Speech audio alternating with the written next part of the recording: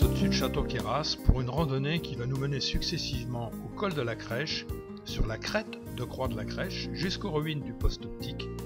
Et de là, nous ne pourrons pas résister à l'appel du pic de la Grenier.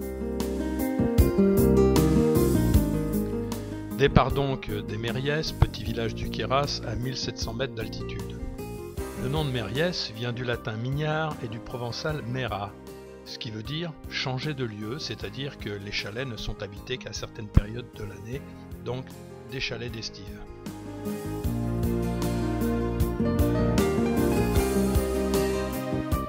En prenant de l'altitude, la vue est omniprésente sur Fort Queyras. Nous aurons l'occasion d'en reparler.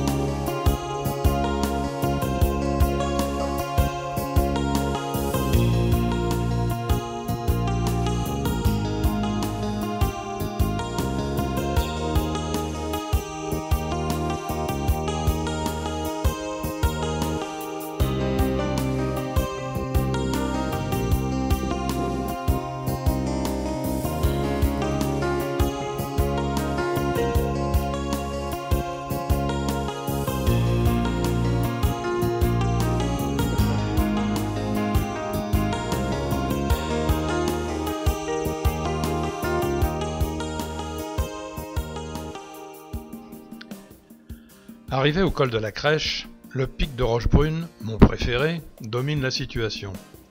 L'objectif se précise.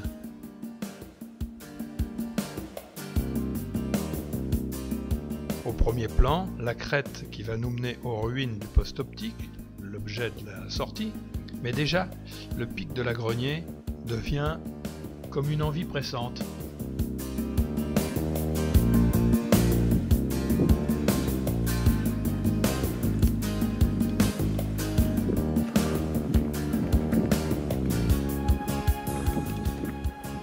Arrivé aux ruines du poste optique construit dans les années 1900 par l'armée, il permettait de transmettre des messages optiques à grande vitesse. À l'heure de l'internet, on appréciera 1 heure pour transmettre 120 mots.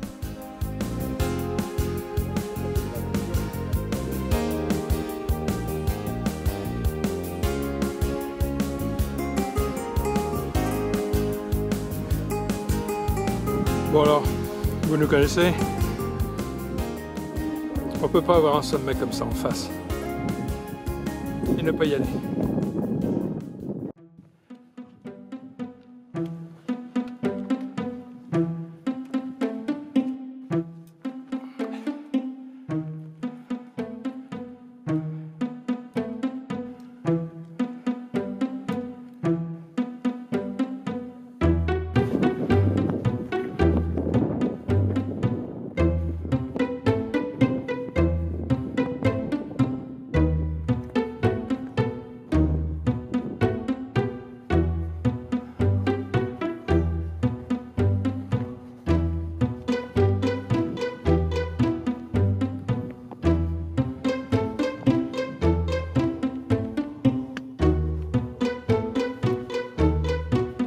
On croyait que c'était fini, et ben non.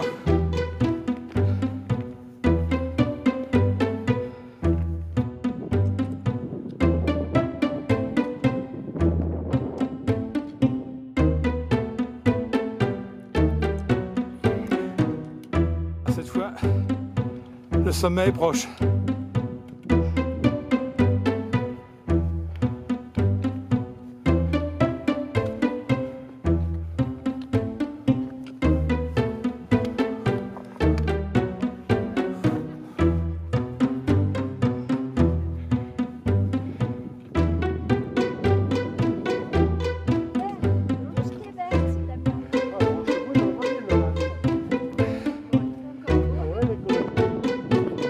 Vert.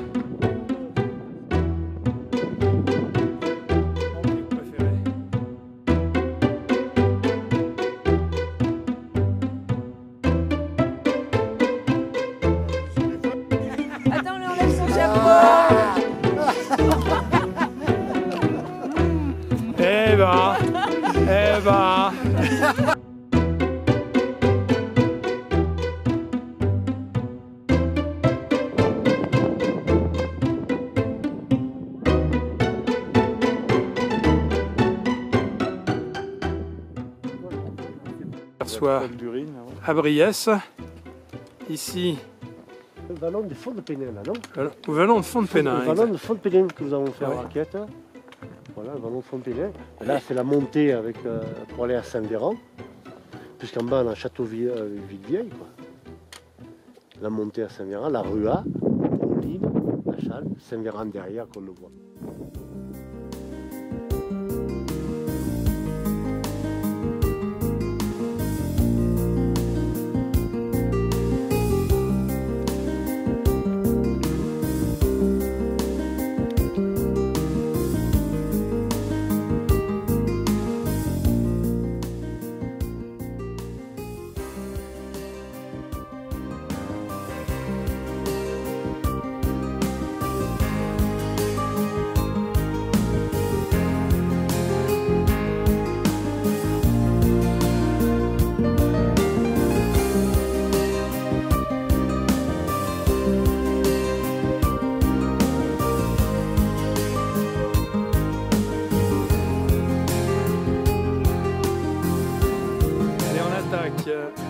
Tout droit sur la cabane de l'Ouragan.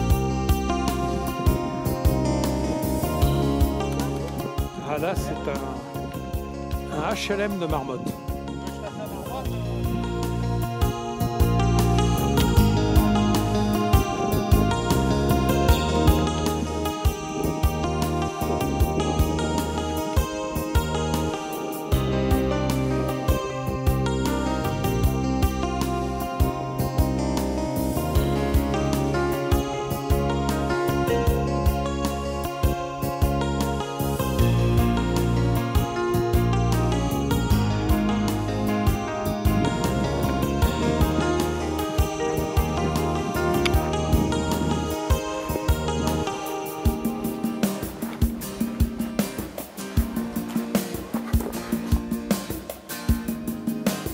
Comme étant très bon pour l'équilibre alimentaire.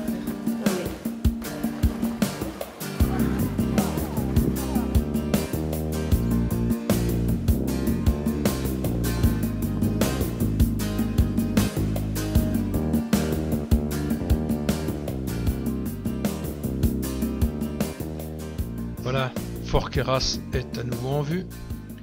Il remonte à des temps très anciens. On pense qu'il existait sur ce verrou glaciaire un château construit au XIe-XIIe siècle contre les pillards de Provence. On le cite dans des textes en 1343, au moment où se décidait la République des Escartons. Au XIVe siècle, le Dauphiné fut absorbé par le royaume de France et le fort devait défendre alors les frontières de l'Est. À partir de 1550, le protestantisme gagne le Queyras et va être à l'origine d'un siècle de guerre interne. Le fort est brûlé en 1574, il est consolidé par Vauban en 1700. C'est alors une garnison de 200 hommes et 6 officiers. Puis il deviendra la résidence des chasseurs alpins en 1880. Privatisé en 1960, il est aujourd'hui à vendre. Et si vous avez 2,8 millions d'euros, vous pouvez l'acheter. Vous remarquerez au passage la sobriété des cafistes du Guillestrois.